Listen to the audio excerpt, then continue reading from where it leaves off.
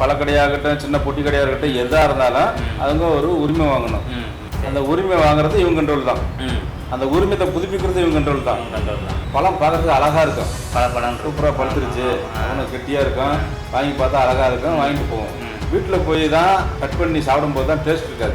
அந்த நம்ம மனுஷனுக்கு போடுற ஊசி இருக்கு இல்லையா, அந்த சிரஞ்சில் அந்த மருந்து இழுத்து அந்த அந்த பழத்தினுடைய அந்த காம்பு இருக்கு இல்லையா, அந்த இடத்துல ஒரு மூலையில் ஊசி மேல் குத்தி இப்படி ஏற்றி விட்டுருவாங்க.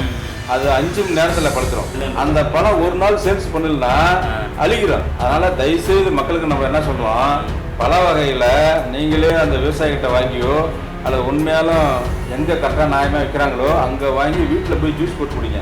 தீபாவளி டார்கெட்டு வசூல் வேட்டை உணவு பாதுகாப்பு அதிகாரி போன மாதமே நம்ம போட்டுக்கிறோம். எந்த நான் அதிக நடவடிக்கை எடுக்கல. இது விஷயமா நான் கேட்டேன் அந்த மாவட்ட அதிகாரிகிட்ட, ரெஸ்பான்ஸ் இல்லை. அங்கே உள்ள பப்ளிக் கேட்டேன், சார் வசூல் பண்ணுறதே அந்த மாவட்ட அதிகாரி தான் தராங்க, எங்கே இருந்தாலும் நடவடிக்கை எடுக்க போகிறான். எங்கள் சாரு உதயாநிதி, துணை முதலமைச்சர் உதயாநிதிக்கு நல்ல க்ளோஸு, நேராக பேசுவார் அப்படின்னு அந்த பகுதியில் ஒரு பொய்யை பரப்பிக்கிட்டு இன்னும் வசூல் பண்ணிட்டு இருக்காங்க. இன்னொரு விஷயம் என்னன்னா, இவர் ஒரு இஸ்லாமியருங்கிறதுனால இஸ்லாமியர் சம்பந்தப்பட்ட நிறுவனத்துக்கோ கடைகளுக்கோ போகிறது இல்லையா. இவர் மேலே பயம், அந்த ஏரியா இன்ஸ்பெக்டர் மேலே பயறதா இல்லையோ, அந்த மாவட்ட கலெக்டர் மேலே பயறதா இல்லையோ, இவர் ஒரு உணவு பாதுகாப்பு அதிகாரி மேலே அவ்வளோ பயம் வியாபாரிகள் எல்லாத்துக்கும். மிஸ்டர் ஆணையர் நேயர்களுக்கு வணக்கம். இன்று நம்முடன் மூத்த பத்திரிகையாளர் நாவையார் இணைந்துள்ளார். வணக்கம் சார். வணக்கம் விஜய். ஓகே சார், இங்கே நம்ம உணவு பாதுகாப்புத்துறையை பற்றி பார்ப்போம் சார். உணவு பாதுகாப்புத்துறை நிறைய இடத்துல ரைடு போகிறாங்க, நிறைய ஃபேக்ட்ரிக்கு ரைடு போகிறாங்க, கடைக்கு, பேக்கரிக்கு, பிரியாணி கடை எல்லா இடத்துக்கும் போகிறாங்க. சில இடத்துல சீல் வைக்கிறாங்க, சில இடத்துல ஃபைன் போடுறாங்க, சில அதிகாரிகள் காசை வாங்கிட்டு கண்டுக்காமல் இருந்துடுறாங்க. ஸோ இதை பற்றி ஃபுல்லாக பார்ப்போம் சார் இன்றைக்கி என்னென்ன பண்ணுறாங்க அவங்கன்னு. ஸோ என்ன முதல் கேள்வி என்னன்னு பார்த்தீங்கன்னா, தமிழ்நாட்டில் எப்போ சார் இந்த துறையை ஆரம்பித்தாங்க, யார் ஆரம்பித்தா, யாரெல்லாம் இதில் இருக்காங்க, ஸோ இதோட ஃபுல் டீட்டெயில் சொல்லுங்கள் சார் எங்களுக்கு. மிஸ்டர் ஆணையர் நேயர்களுக்கு வணக்கம். இன்றைக்கி உணவு பாதுகாப்புத்துறை பற்றி கேட்குறீங்க. அது இந்திய உணவு பாதுகாப்பு மற்றும் அதாவது தரநிலை சட்டம். சரி. 2006 இந்த சட்டம் மத்திய அரசு ஏற்றப்பட்டது. அது பல்வேறு மாநிலங்கள்லாம் ஃபஸ்ட்டு அமல்படுத்தலை. கிட்டத்தட்ட 2011 தான் எல்லா மாநிலமும் இந்த சட்டத்தை அமல்படுத்தினாங்க. இந்தியா ஃபுல்லா. ஆமாம். அது எதுக்காகன்னா, ஒரு பொருளுடைய தரத்தை பார்க்குறதுக்கும் கலப்படம் எதாவது இருக்கா அப்படின்னு பார்க்குறதாக தான் இது தனி அமைச்சகம் உருவாக்கப்பட்டது. அது நம்ம தமிழ்நாட்டில் எடுத்துக்கிட்டிங்கன்னா கிட்டத்தட்ட அரசு செயலாளர் அதுக்கு தனியாக இருக்கிறாரு. சரி. அதுக்கு கீழே அரசு ஆணையர் இருக்காரு, அதுக்கு கீழே கூடுதல் ஆணையர் இருக்காரு, அதுக்கு கீழே மாவட்ட உணவு பாதுகாப்பு அதிகாரி இருக்காங்க, அதுக்கு கீழே அந்த பிளாக் யூனியன், அது யூனியன் லெவலில் ஒரு அதிகாரி இருக்காங்க, அதுக்கு கீழே கிராம பகுதியில் ஆய்வாளர் இருக்கிறாங்க, அதுக்கு கீழேயும் துப்புரவு ஆய்வாளர் இருக்கிறாங்க. அப்படியே ஒரு படிப்படியாக கிராமத்திலிருந்து தலைமைச் செயலாளர் வர ஆஃபீஸரு அதுக்காக இயங்குறாங்க. இதில் என்ன பிரச்சனைனா, முக்கியமான பங்கு உணவு, மனித உடலுக்கு தீங்கு விளைவிக்கிற உணவுப் பொருட்கள் தயாரிக்கிறது, அந்த ஐஸ்கிரீமு, ஜூஸு, பல வகை இந்த இதெல்லாம் போட்டு பழகிக்கிறது, இது மாதிரிலாம் ஆய்வு பண்ணணும். அந்த நிறுவனங்களில் ஆய்வு பண்ணும், விற்பனையை ஆய்வு பண்ணும், அந்த மிக்சரு, அது ஸ்வீட் கடையில் இருக்காங்களா, இது மாதிரி ஆய்வு பண்ணுறது தான் முக்கியமான பங்கு வகிக்கிறாங்க. உங்கள் வேலையை தான், இந்த அதிகாரியுடைய வேலையை தான். சரி. இது என்ன விஷயம்னா, ஒரு 12 லட்ச ரூபாய்க்கு மேலே ஒருத்தன் முதலீடு போட்டு ஒரு கடை வச்சா அந்த கடைக்கு உரிமை வாங்கணும். 2013 கொண்டு வந்தாங்க. எந்த கடையாக பேக்கரி, பிரியாணி. ஆமாம். இப்போ எந்த கடையாக இருந்தாலும் அவரோட மதிப்பீடு 12 லட்சத்துக்கு மேலே தான் இருக்குது. மேலே இருக்கு. ஆமாம். ஒரு வாடகை கட்டடமாக இருந்தாலும் சின்ன 10க்கு 10 அடி ரூமாக இருந்தாலும் அது 12 லட்சத்துக்கு மேலே தான் மதிப்பீடு வர்றதுனால கம்பல்சரி எல்லா கடைக்குமே, பல கடையாகட்டும் சின்ன பொட்டி கடையாக இருக்கட்டும் எதாக இருந்தாலும் அவங்க ஒரு உரிமை வாங்கணும். அந்த உரிமை வாங்குறது இவங்க கண்ட்ரோல் தான். அந்த உரிமையை புதுப்பிக்கிறது இவங்க கண்ட்ரோல் தான். அதான் இவங்களுடைய வேலை. அந்த உரிமைகள் எப்படி வாங்கணும்னா, முன்னெல்லாம் ஆஃப்லைன் இருந்துச்சு, இப்போ ஆன்லைனில் ஆக்கிட்டாங்க. 2013 ஆன்லைனில் ஆக்கிட்டாங்க. அது ஆன்லைனில் இவங்க அவங்க கேட்குற டீட்டெயில்ஸ்லாம் அடித்தா ஆட்டோமேட்டிக்காக அது ஏதோ கவர்மெண்ட் 100 ரூபா 150 ஃபீஸ் இருக்கும். அது ஆன்லைன்லேயே செலுத்திட்டா சர்டிஃபிகேட் பிரிண்ட் ஆகி வந்துடும். இவங்க அதை லேமினேஷன் பண்ணி கடைக்கு முன்னாடி மாட்டிடுவாங்க. இப்படி தான் இருக்குது. ஆனால் சில ஏரியாவில் அந்த அதிகாரி என்ன பண்ணுறாங்க, ஆன்லைனாக முடைக்கிறது சர்வர். ஆமாம். அப்போ இந்த அதிகாரி அங்கே போகும்போது இதுமாதிரி ஆன்லைனில் எல்லாம் நீங்களே பண்ணி கொடுங்கன்னு இவங்க கேட்கலாம்.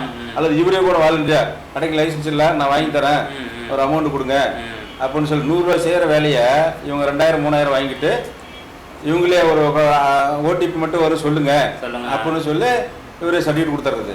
இவங்க தனியா ஆன்லைன்லேயே போட்டு பிரிண்ட் எடுத்து அப்படியே இவரே ஒரு இன்ஸ்டால் பண்ணி சீல் குத்தி கொடுத்துறது. இது மாதிரி நிறைய இடத்துல நடக்குது.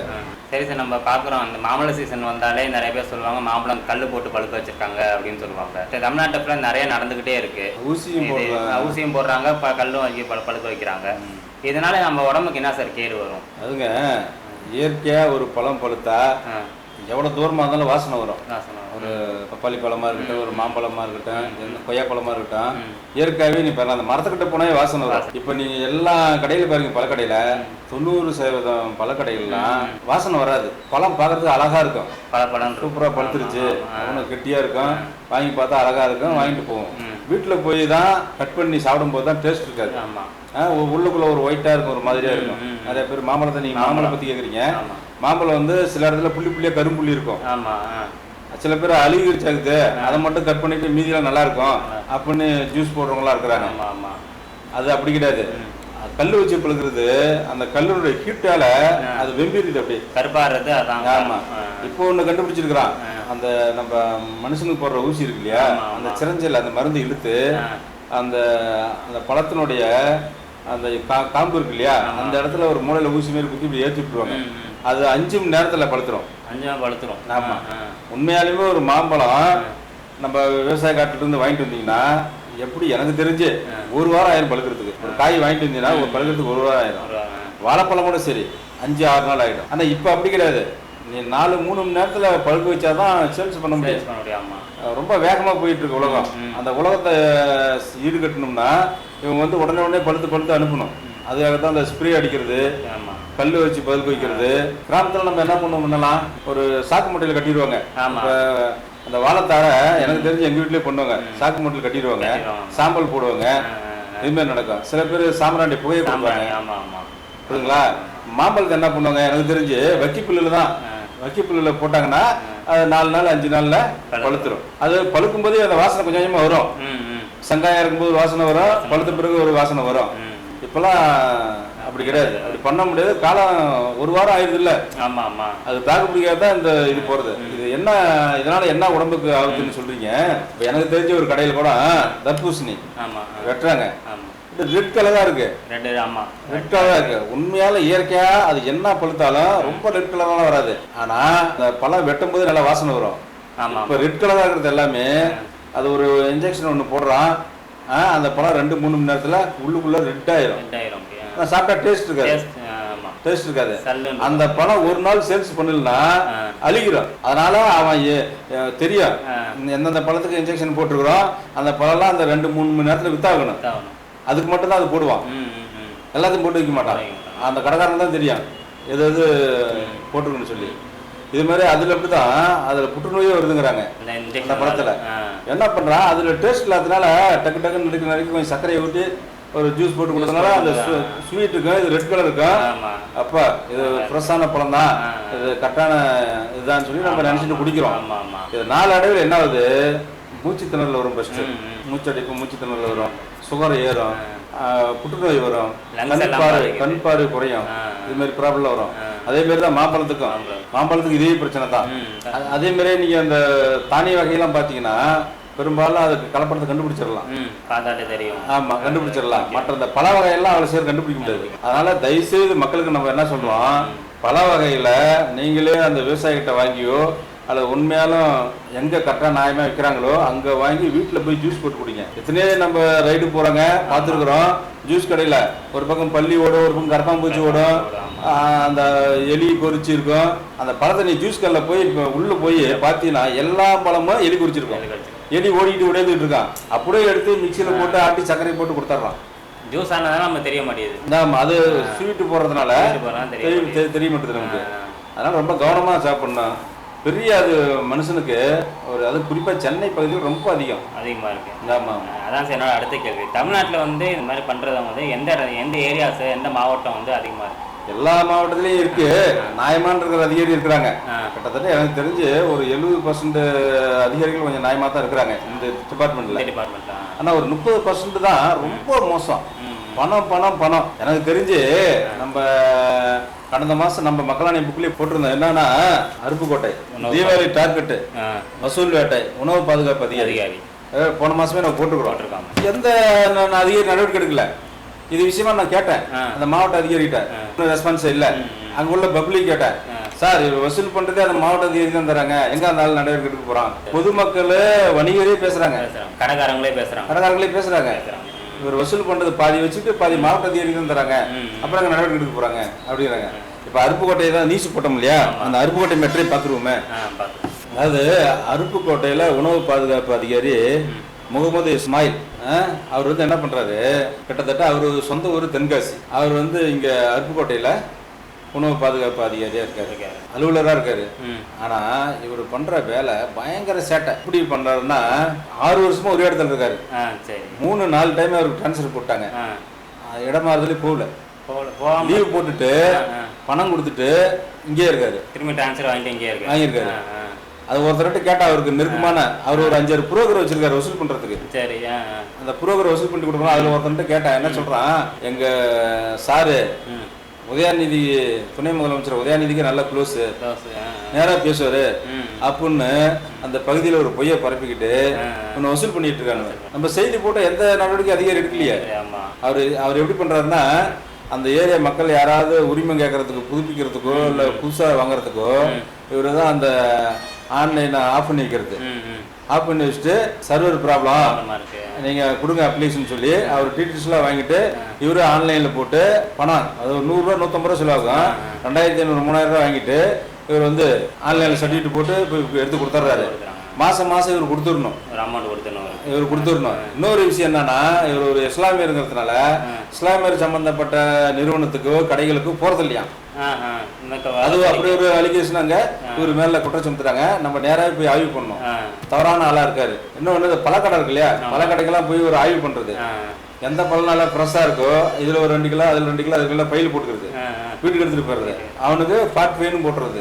அவன் என்னங்க போன வாரம் தான் வந்தீங்க, இந்த வாரம் வரீங்க, வாரம் இருந்தால் எப்படிங்க அப்படின்னு சொன்னால், அப்படியா போலீஸுக்கு தகவல் பண்ணி வர சொல்லி சீல் வைக்கிறது. இது போன்ற எல்லா கடையிலையும் இதுக்கு பயந்துக்கிட்டு இந்த ஆளுங்க என்ன பண்ணுறாங்க, வணிகர்கள் எல்லாம், கடைக்காரங்க எல்லாம், உரிமையாளர்கள் என்ன பண்ணுறாங்க, மாதம் இதை கொடுத்துட்றாங்க. கொஞ்சம் பெரிய ஸ்டோராக இருக்குன்னு வச்சுக்க, ஒரு அரிசி கடை, பருப்பு கடை, இது மாதிரி பெரிய ஸ்டோராக இருந்தால் அதுக்கு தான் அந்த ரேட்டு, சின்ன கடையாக இருந்தால் அதுக்கு தான் அந்த ரேட்டு. இது மாதிரி டார்கெட் வச்சு வசூல் பண்ணுறாரு. அதுதான் நம்ம தீபாவளிக்கு நியூஸ் போட்டிருந்தோம். இந்த நியூஸ் போட்டாலும் ஐயோ அவனா நியூஸ் போகிறது அதெல்லாம் ஒரு இதா, என்னுடைய வேலை என்ன, இவ்வளோ வசூல் பண்ணணும், மேலிடத்துக்கு இவ்வளோ அனுப்பணும், எனக்கு இவ்வளோ வேணும் அப்படின்னு ஒரு டார்கெட் வச்சு வசூல் பண்ணிட்டு இருக்காரு. அவர் மீது அரசு நடவடிக்கை எடுக்க வேண்டும். கடைக்காரங்களாம் சேர்ந்து போலீஸ் எல்லாம் போக முடியாது, போலீஸுக்கெல்லாம் போக முடியாதுன்னா, இப்போ இதே இடத்துல இவர் வேலை செய்கிறாருன்னு வச்சுக்க, 2 நாளைக்கு 3 நாளைக்கு ஒரு முறை ரைடுங்கிற பேரில் போய் தொல்லை பண்ணிட்டு இருந்தா, அவன் தொழில் செய்கிறதா இந்த கேஸை பார்க்குறதா, இந்த ஆள் டார்ச்சர் தாங்க முடியாது, என்ன பண்ணுறது. அதனால் சில பேர் என்ன பண்ணுறாங்க, விருப்பாக தான் தராங்க, திட்டி தராங்க. சில இடத்துலலாம் என்ன திட்டினாலும் இந்த காலம் இருந்தாலும் வாங்கிட்டு பணம் மட்டும் குறிக்கோளாக இருக்காரு. அது இவர் ஒரு 4-5 ஆள் வச்சிருக்காரு அண்ணன் கைகளை, புரோக்கர்களை. அவனுக்கு தான் வசூல் பண்ணுறது.